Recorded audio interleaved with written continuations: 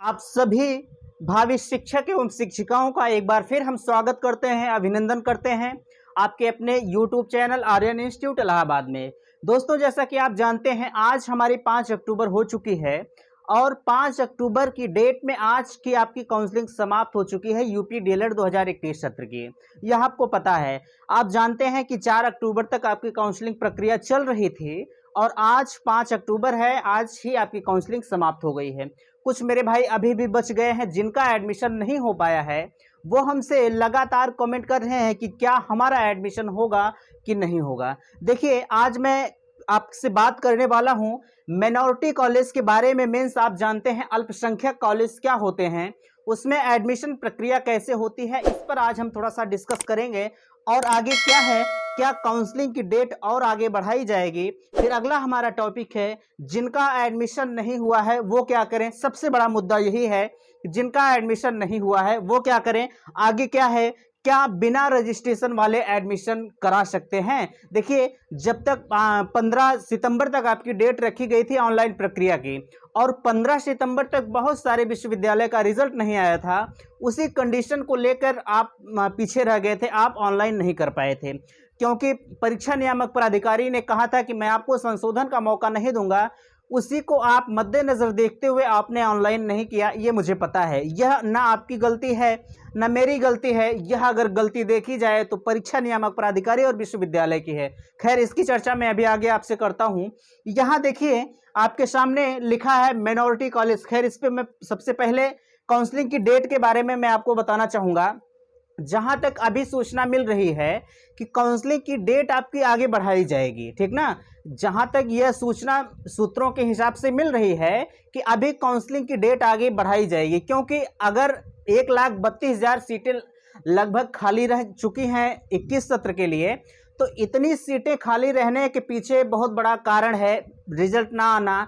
कुछ बच्चे छूट भी गए हैं जो है, तो इसी सब को देखते हुए जो 1,32,000 सीटें खाली हैं, अगर आगे काउंसलिंग की डेट बढ़ाई जाती है तो जाहिर सी बात है कि 15 से 20 हजार अभी स्टूडेंट जो है डीएलएड कर पाएंगे, ठीक ना। तो यह उम्मीद जरूर की जा रही है क्योंकि जो है इतनी सीटें खाली हैं, इसी को मद्देनजर देखते हुए काउंसलिंग की डेट और आगे बढ़ाई जाएगी।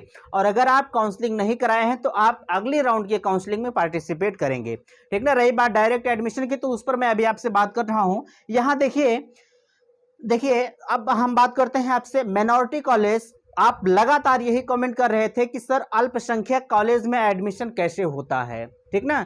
देखिए, मैं आपको बताना चाहूंगा, हालांकि इस पे मैं चर्चा किया था बट आपकी डिमांड बहुत ज़्यादा थी कि सर आप थोड़ा सा माइनॉरिटी कॉलेज मीन्स अल्पसंख्यक कॉलेज के बारे में आप डिस्कस कर दीजिए।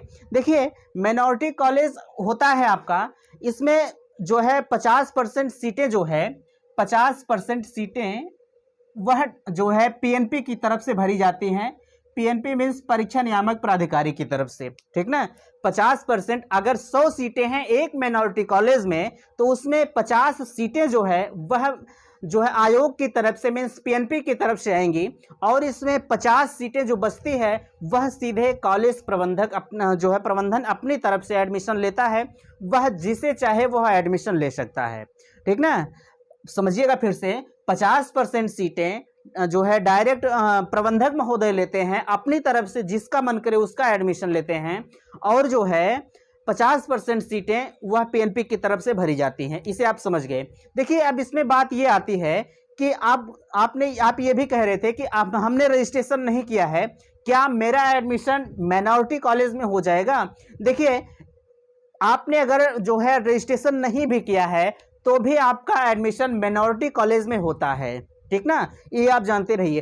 क्यों होता है, क्योंकि हमने अभी आपसे कहा कि 50% सीटें जो है वह पीएनपी की तरफ से अगर भरी जाती हैं तो 50% सीटें प्रबंधक महोदय अपनी तरफ से लेते हैं, चाहे आप रजिस्ट्रेशन कराए रहें और चाहे ना कराए रहें, ठीक ना। यह कोई मायने नहीं रखता है कि आप रजिस्ट्रेशन कराए ही रहें।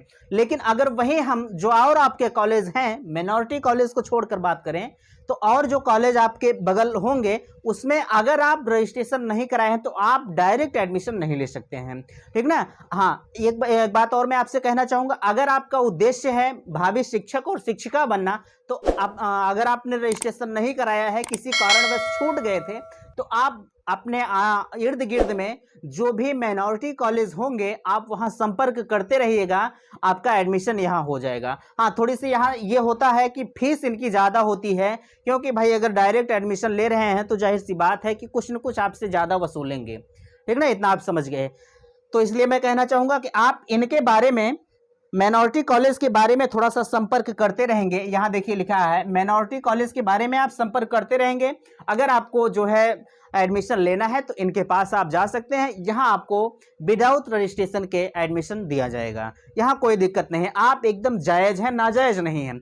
अगर कोई कहता है कि आप बिना रजिस्ट्रेशन के एडमिशन इसमें नहीं ले सकते हैं तो यह गलत है, आप ले सकते हैं, 100% सत्य है एकदम, ठीक ना। आगे क्या है, यहाँ देखिए लिखा है कि जिनका एडमिशन नहीं हुआ है वो क्या करें। अभी हमने आपसे कहा कि जिनका एडमिशन नहीं हुआ है वो क्या करें। देखिए, अगर आपने, पहली बात, अगर आपने रजिस्ट्रेशन नहीं कराया है तब तो आप वैसे भी बाहर है। रही बात माइनॉरिटी कॉलेज की, यहाँ तो आप ले सकते हैं, लेकिन मैं इसकी बात अब नहीं कर रहा हूँ, ठीक ना।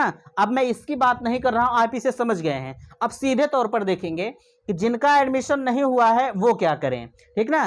देखिए, जिनका एडमिशन नहीं हुआ है, एक तो वो हैं कि जो है रजिस्ट्रेशन नहीं कराए हैं, वो तो एकदम से बाइकाट हैं, वो एकदम बाहर हैं, ठीक ना। उनका तो एडमिशन कतई नहीं होगा, चाहे वो किसी भी कॉलेज में संपर्क करेंगे, सिवाय माइनॉरिटी कॉलेज को छोड़कर, ठीक, अल्पसंख्यक कॉलेज को छोड़कर। यहां हम लिख देते हैं अल्पसंख्यक कॉलेज, अल्पसंख्यक, ठीक, अल्पसंख्यक कॉलेज यहां हमने लिख दिया। इसका मतलब यही होता है, आप समझ जाएंगे, ठीक ना। अगर आपने देखिए दूसरी बात क्या है, अगर आपने रजिस्ट्रेशन कराया है डीएलएड में, ठीक ना, डीएलएड की जो ऑनलाइन प्रक्रिया चल रही थी, अगर आप उसमें सहभागिता अपनी दिए हैं, मीन्स रजिस्ट्रेशन अगर आप कराए हैं, तो आप 100% योग्य हैं, एडमिशन आपका होगा।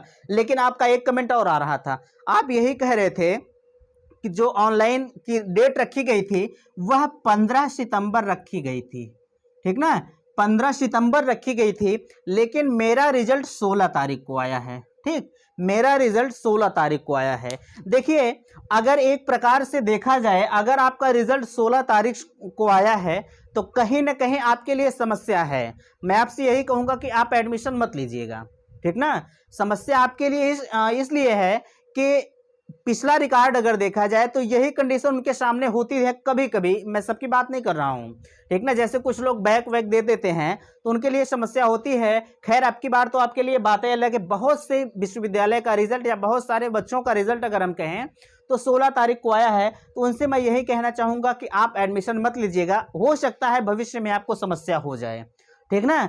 अगर आपका रिजल्ट 15 तारीख के पहले आया है, अगर आपका रिजल्ट 15 तारीख से पहले आया, एक मैंने गेस मार्किंग पर भी वीडियो आपको दिया था, उसको आप देख के, मैं जानता हूं फॉर्म आपने फिल किया है, हाँ, उसमें मैंने यही कहा था, उस वीडियो, अभी मैं इस पे आता हूं, उसमें मैंने आपको यही कहा था कि अगर आप गेस मार्किंग करके नंबर अपना डालते हैं तो जितना नंबर आप फॉर्म में फिल करिएगा, इतना उम्मीद लगाइएगा कि जो नंबर हम फॉर्म में फिल कर रहे हैं उससे कम नंबर हमारा विश्वविद्यालय रिजल्ट जब घोषित करेगा तो आएगा। सपोज दैट कि मैं बात करूं, आपने अगर परीक्षा करें, अगर आपने ऑनलाइन फॉर्म में 50 नंबर फिल किया है, तो आपका अगर जो है रिजल्ट 60 नंबर आ जाता है तो यहाँ आपके लिए समस्या है। अगर आपने 50 नंबर फिल किया है, अगर आपका 45 नंबर आ गया तो आपके लिए गुड है, ठीक, आपके लिए बहुत अच्छा है। अगर 60 आता है तो वहां समस्या है।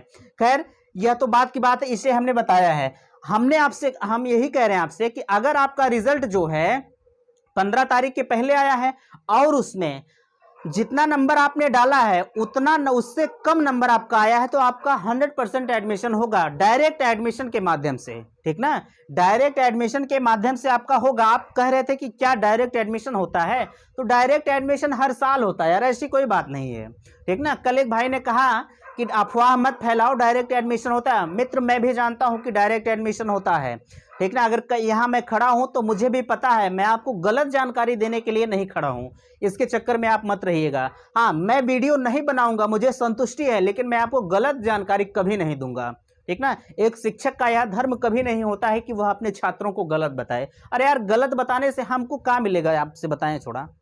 आप गलत कर जाएंगे तो हम कहाँ पाएंगे, हमको कुछ नहीं मिलेगा, बल्कि आप हमें श्राप देंगे, आप गालियां देंगे कि वैसे उसे हमको बताया था, ठीक ना। तो इससे अच्छा है कि मैं वीडियो ना ही बनाऊं तो अच्छा है, लेकिन मैं आपको गलत जानकारी नहीं देता हूं, जो हमें पता रहती है मैं उसी पर आपको वीडियो देता हूं। एक बात और, मैं बीएड के ऊपर क्यों नहीं देता हूं, बीएड के बारे में मुझे नॉलेज थोड़ा सा कम है, ठीक ना। बीएड के बारे में नॉलेज थोड़ा सा कम है, इसलिए मैं बीएड के ऊपर नहीं जानकारी देता हूं। डीएलएड के बारे में 98% में अगर कहूं तो मुझे ज्ञान है, इसलिए मैं आपको बीएड के बारे में बताता हूं। और भी मैं आपसे कहना चाहूंगा, आपका जो डीएलएड का सिलेबस है उसे मैं 100% आपको गारंटी देता हूं कि इतने अच्छे से कवर कराऊंगा ना कि आप जब पढ़ेंगे तो बड़ा मजा आएगा पढ़ के, ठीक ना। रही बात आगे जिनका एडमिशन नहीं हुआ, हाँ अगर आपने रजिस्ट्रेशन कराया है आप डायरेक्ट एडमिशन के माध्यम से एडमिशन ले सकते हैं, ठीक ना। एक बात और, आप जिस कॉलेज में आपको एडमिशन लेना है, जिस कॉलेज में आपको एडमिशन लेना है उस कॉलेज के संपर्क में आप लगातार बने रहिएगा, ठीक ना। लगातार आप उस कॉलेज के संपर्क में बने रहिएगा।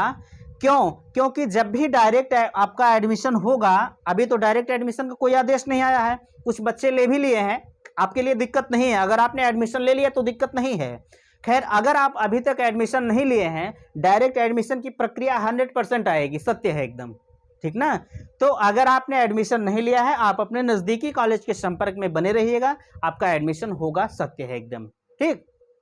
रही बात आगे विदाउट रजिस्ट्रेशन वालों का, मैंने अभी आपसे बताया कि अगर आपने रजिस्ट्रेशन नहीं कराया है तो आपका एडमिशन नहीं होगा। हाँ अगर आप सीधे तौर पर यहां से इस कॉलेज में जाते हैं तो आपका एडमिशन हो जाएगा, सत्य है एकदम, ठीक ना। वहां कोई दिक्कत नहीं है, कोई आपत्ति नहीं है। एक चीज और, यह वीडियो आपके सामने हमने दिया, अगर वीडियो आपको पसंद आया है और कहीं कंफ्यूजन है तो आप जो है कमेंट करिएगा, अगर पसंद आया है तो लाइक कीजिएगा, ठीक ना। और वीडियो को अपने दोस्तों में शेयर जरूर करिएगा। एक चीज मैं और आपको बताऊंगा, कल से जो मेरा वीडियो जाएगा, अब इस पे मैं आपसे डिस्कस नहीं करूंगा, खैर अगर कोई अपडेट आती है तो मैं जरूर आपको बताने की कोशिश करूंगा। मैं और आपको बताना चाहूंगा, कल की डेट में मैं आपको यूपी टेट और सीटेट क्या होता है आपको नहीं पता है, कुछ बच्चे कंफ्यूजन में रहते हैं कि सर ये सीटेट क्या होता है, यूपी टेट क्या होता है, तो इस पर मैं कल आपको एक अच्छी तरह से वीडियो दूंगा कि यूपी टेट क्या होता है, सीटेट क्या होता है, उसमें कैसे कैसे कोर्सेज रखे गए हैं, कितने नंबर का क्या आता है, इस पर मैं विस्तृत रूप से आपसे चर्चा करूंगा। तो उसके लिए आप मेरे चैनल पर बने रहिए, ठीक। और अगर ये वीडियो पसंद आया तो मैं फिर आपसे एक बार कह रहा हूं कि वीडियो को लाइक जरूर किया करें और कमेंट जरूर किया करें, ठीक। थैंक्स, धन्यवाद।